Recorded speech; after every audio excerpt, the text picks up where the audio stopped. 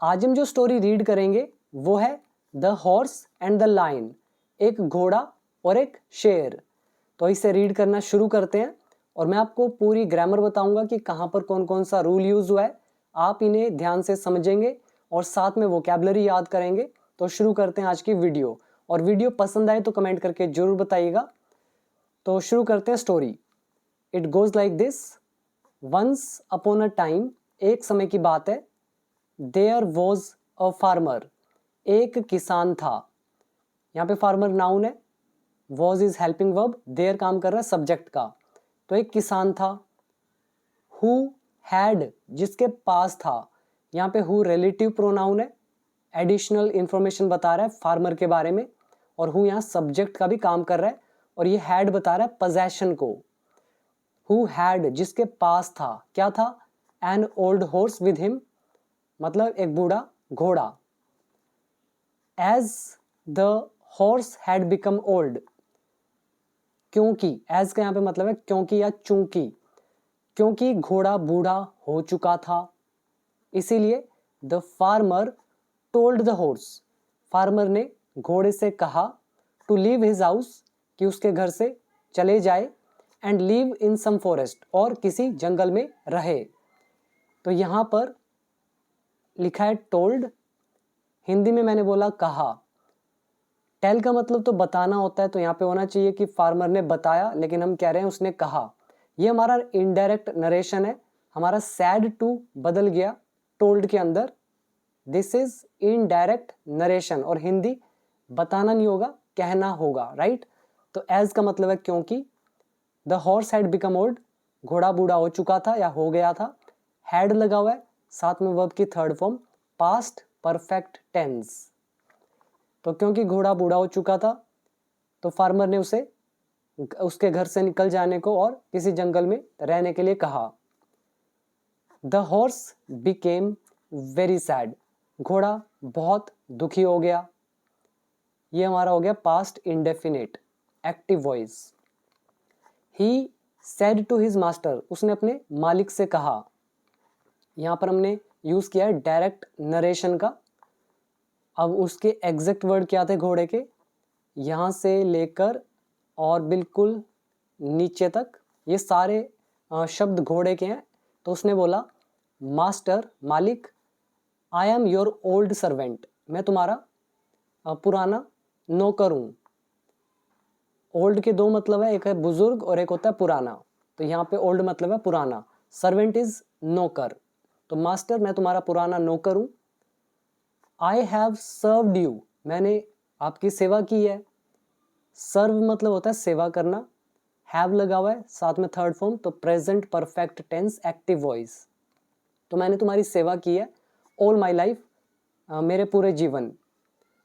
I have always been faithful, मैं हमेशा से वफादार रहा हूं। टू यू, आपका, तो मैं आपका हमेशा से वफादार रहा हूं। ये हमारा लेसन है has been, have been plus noun adjective. तो आप कुछ रहे हो, तो ये दिखाता है टाइम इन टेंस को। तो मैं आपका हमेशा से वफादार रहा हूं। एंड, और, there has been no looseness, और कोई भी ढील नहीं रही है। यहाँ पे अगेन हैज बीन का कॉन्सेप्ट आ रहा है, देयर काम कर रहा है सब्जेक्ट का, और लूजनेस यहाँ पे नाउन का काम कर रहा है। तो ये भी हमारा टाइम इन टेंस का लेसन है।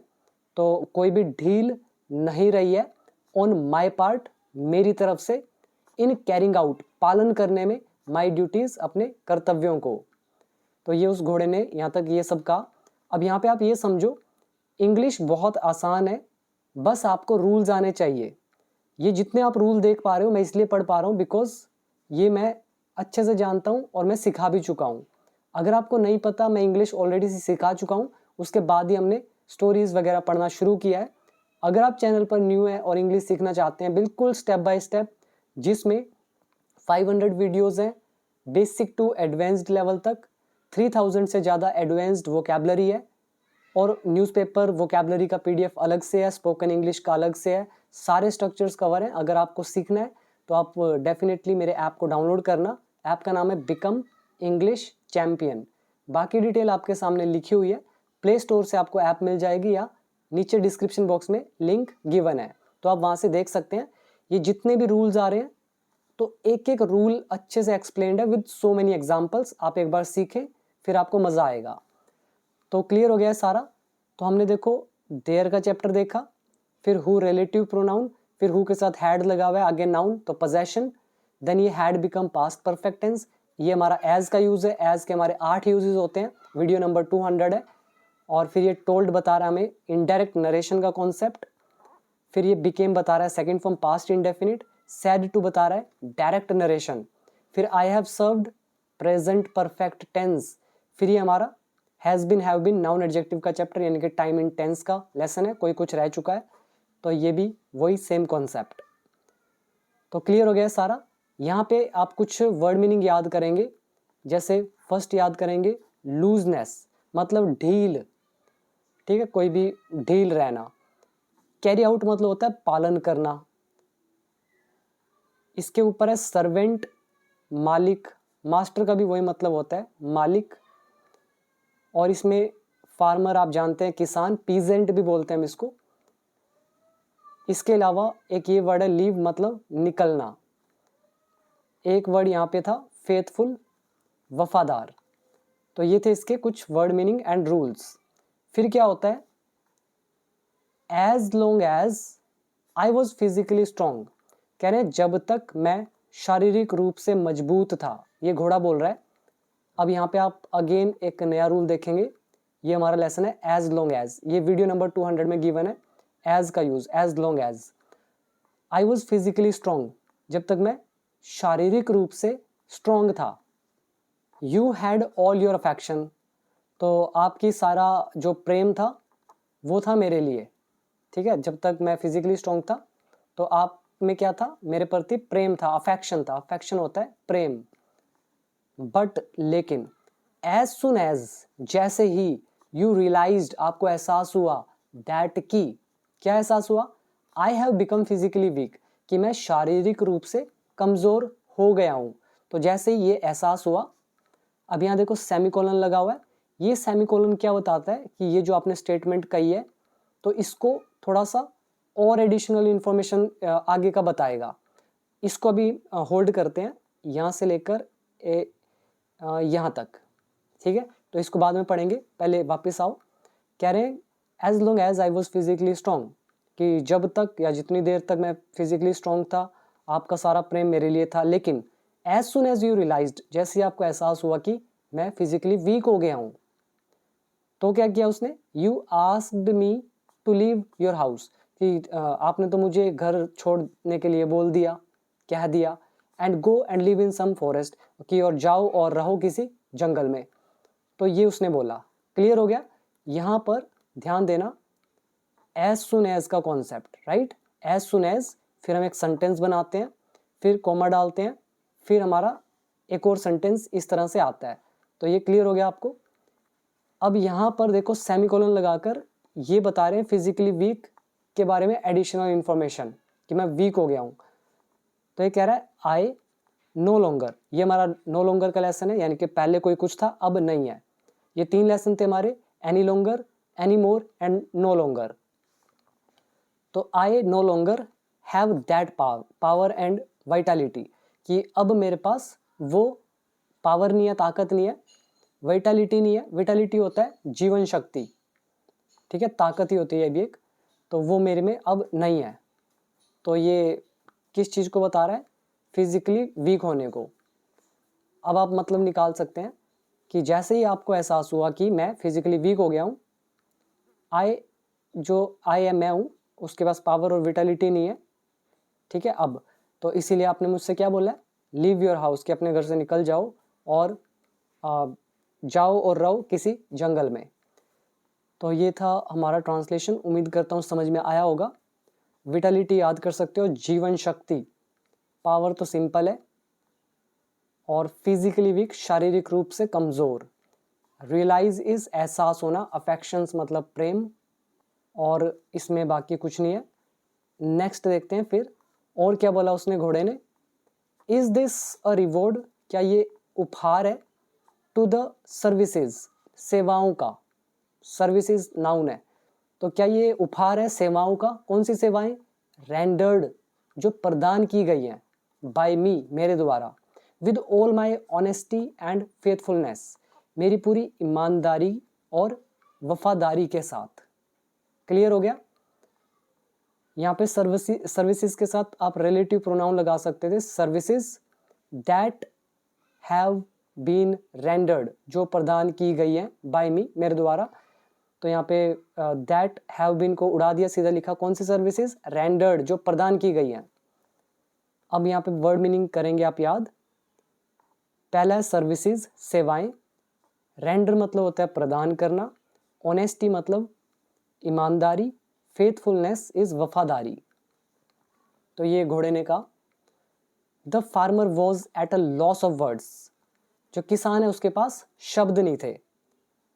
यहाँ पे आप याद कर सकते हैं at a loss of words मतलब शब्दों की कमी होना, तो फार्मर के पास शब्द नहीं थे। He had no logical answer, उसके पास कोई भी लॉजिकल जवाब नहीं था। ये हमारा लेसन है पोजेशन का। तो क्लियर हो गया यहाँ तक ए टू जेड। नाउ नेक्स्ट, फिर क्या होता है यहाँ से यहाँ तक। द फार्मर सैड, फार्मर ने कहा, किसको? टू द हॉर्स, घोड़े से। क्या बोला? ऑल राइट, ठीक है। फिर उसने ये भी कहा you can stay in my house, तुम मेरे घर में रह सकते हो।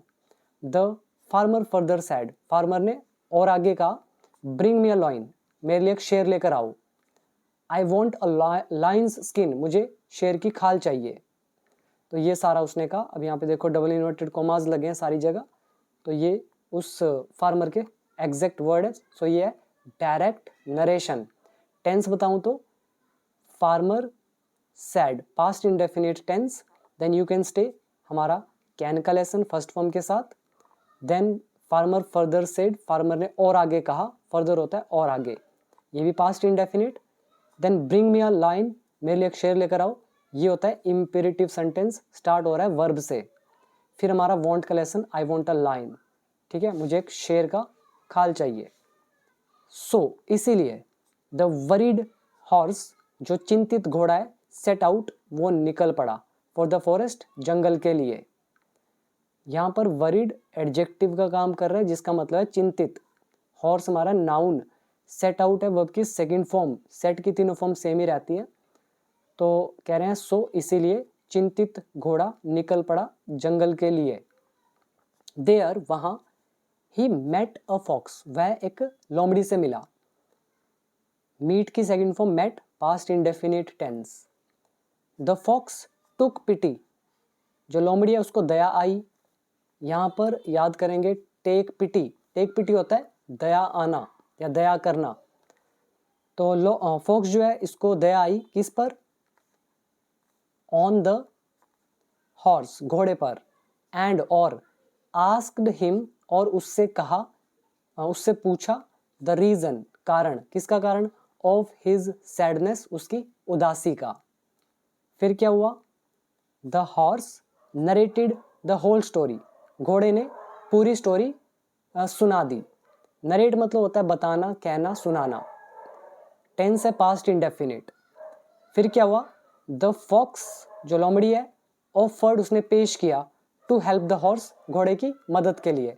मतलब लोमड़ी ने घोड़े की मदद के लिए पेशकश की। और फिर फॉक्स के साथ कोमा लगा के हम फॉक्स के बारे में एडिशनल इंफॉर्मेशन दिखा रहे हैं।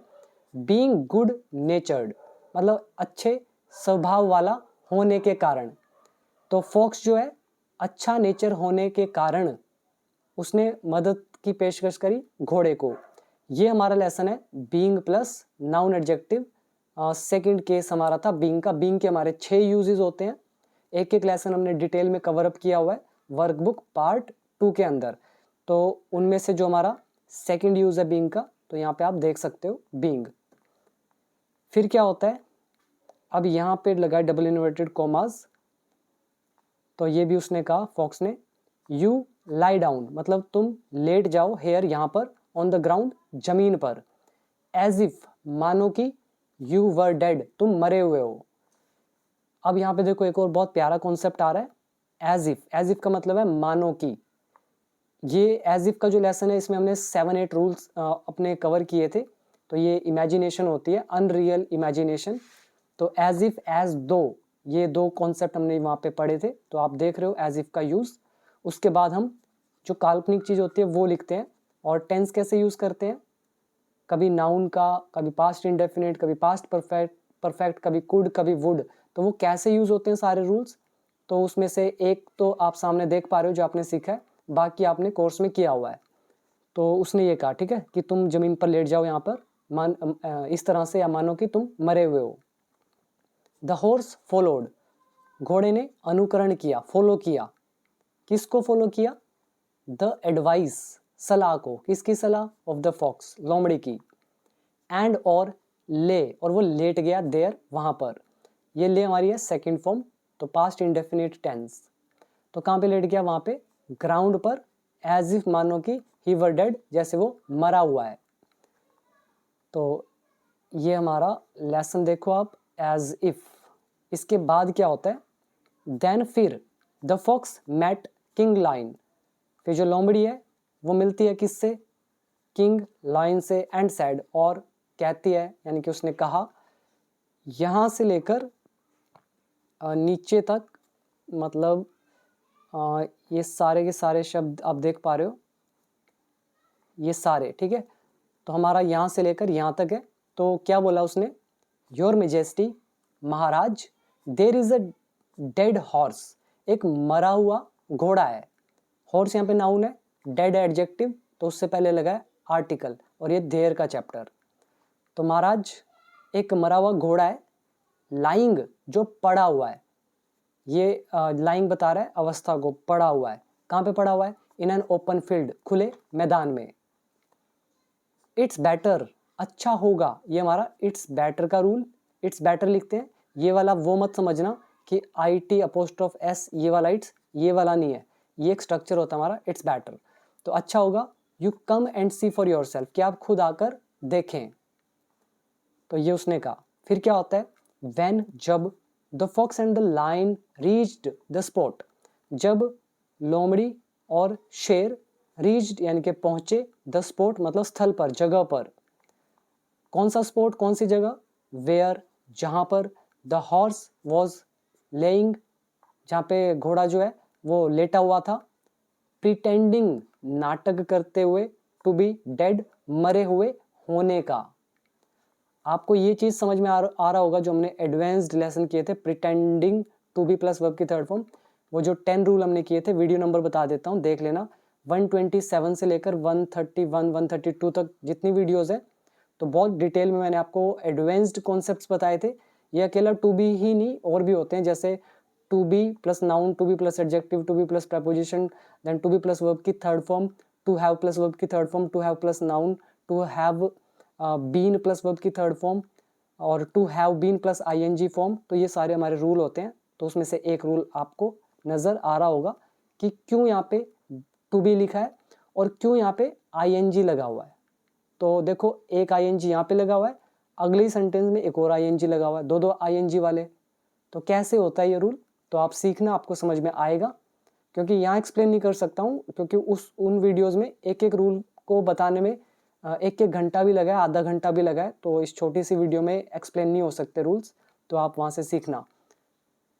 तो हम कह रहे हैं कि जब फॉक्स और लोमड़ी पहुंचे उस स्पॉट पे, उस जगह पे जहाँ पर घोड़ा जो है लेटा हुआ था, नाटक करते हुए मरे हुए होने का। तो जब पहुंचे तो फॉक्स ने कहा, क्या बोला, let us pull this horse, कि इस घोड़े को खींचते हैं, and put it behind the bushes, और इसको झाड़ियों के पीछे डाल देते हैं।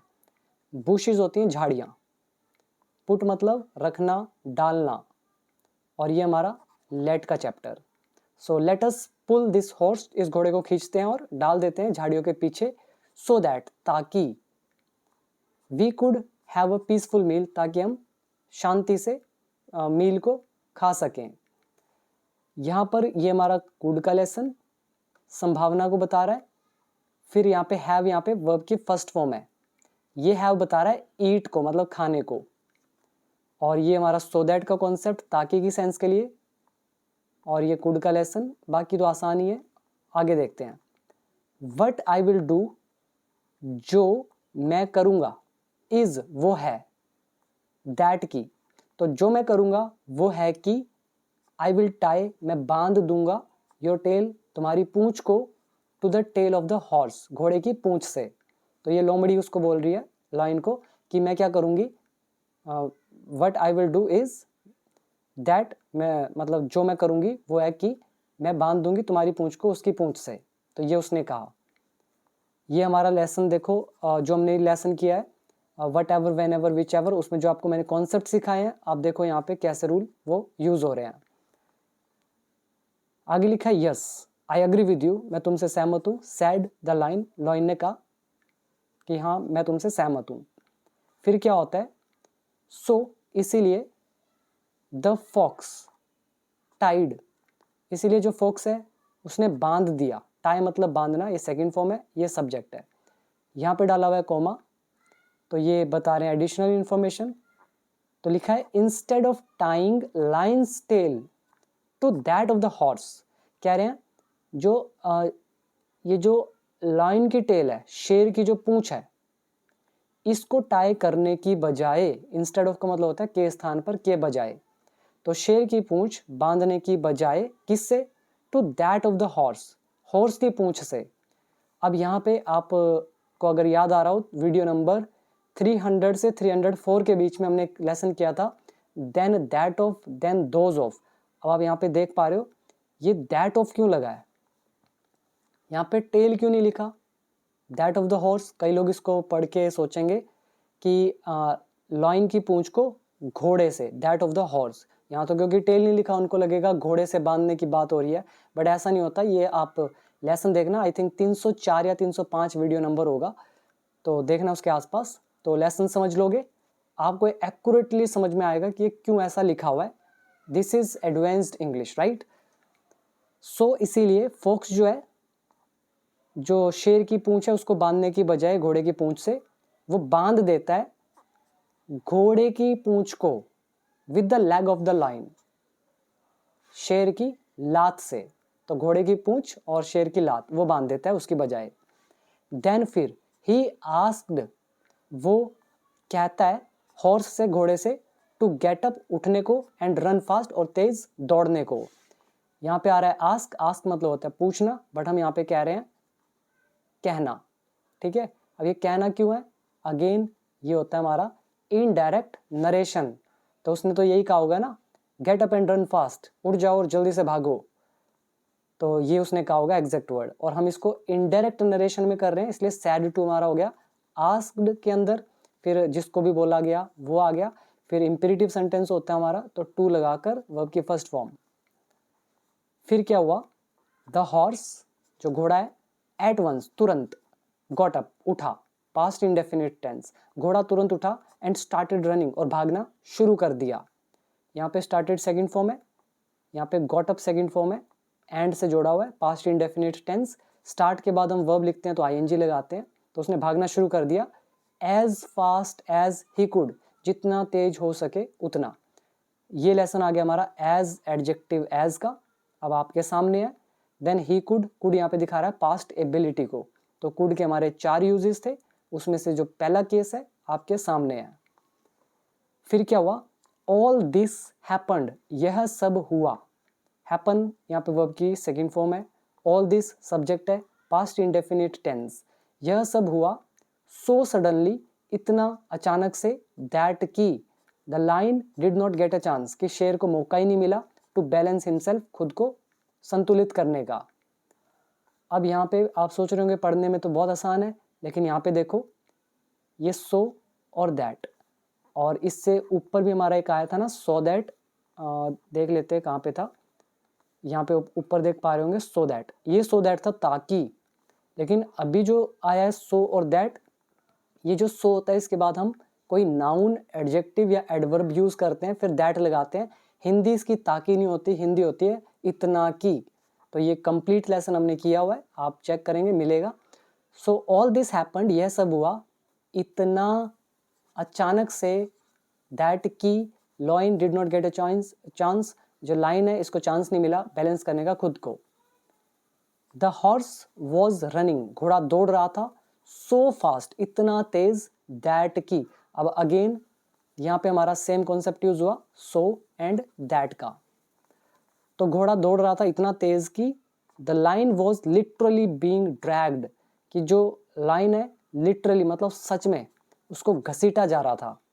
तो यहाँ पे बींग ड्रैग्ड, ड्रैग मतलब घसीटना, ये वर्ब की थर्ड फॉर्म है। लाइन यहाँ पे ऑब्जेक्ट का काम कर रहा है, वॉज लगा हुआ है, ये हमारा हो गया past continuous tense passive voice. और लिटरली मतलब होता है रियल, यानी कि सच में। तो घोड़ा दौड़ रहा था इतना तेज कि शेर जो है उसको सच में घसीटा जा रहा था, लाइक अ डेड एनिमल, एक मरे हुए जानवर की तरह। हिज बॉडी स्लैम्ड, उसकी बॉडी जो है वो टकराई अगेंस्ट बिग रॉक्स, जो बड़े बड़े पत्थर है, तो उनसे उसकी बॉडी क्या कर रही थी, स्लैम कर रही थी, मतलब टकरा रही थी, तो वो टकराई, ठीक है। हिज बॉडी स्लैम्ड, उसका बॉडी टकराया बड़े बड़े पत्थरों से, सो मेनी टाइम्स, बहुत बार, एंड वॉज कॉट, और वो फंस गया किसमें, by thorny bushes, thorny bushes में, यहाँ पे बुशेस आएगा, ठीक है, झाड़ियाँ, और थॉर्नी मतलब होता है कांटेदार। तो उसका जो शरीर है वो क्या हो रहा था, वॉज कॉट, वो फंस रहा था, वो फंस गया किसके द्वारा, बाय थॉर्नी बुशेस, जो कांटेदार झाड़ियाँ हैं उनके बीच में, इन द वे, रास्ते में। अब यहाँ पे वर्ड मीनिंग याद करो, पहला है लिटरली, सच में, ड्रैग इज घसीटना, रॉक तो सिंपल है पत्थर वगैरह, चट्टान, स्लैम मतलब जैसे टकराना होता है, पटकना, टकराना, और थॉर्नीज कांटेदार, बुशेस मतलब झाड़ियाँ, कॉट का यहाँ पे मतलब है फंसने से। तो ये सब हुआ, फिर क्या होता है, he was getting injuries after injuries, उसको चोट के बाद चोटें लग रही थी, इंजरीज आफ्टर इंजरीज हो गया मतलब चोट के बाद चोट, एंड गेट यहाँ पर है वर्ब की first form ING, past continuous tense. तो उसे चोट के बाद चोट लग रही थी, एंड वॉज ब्लीडिंग बैडली, और बुरी तरह से खून निकल रहा था। ब्लीड होता है खून निकलना, आईएनजी है तो past continuous tense, badly adverb है बुरी तरह से। The lion began to cry, शेर ने चीखना शुरू कर दिया। क्राई का मतलब रोना भी होता है, चीखना भी होता है, यहाँ पे है चीखना। तो शेर ने चीखना शुरू किया, एंड थ्रेटन, और धमकी देना। बट लेकिन the horse did not stop, लेकिन घोड़ा नहीं रुका।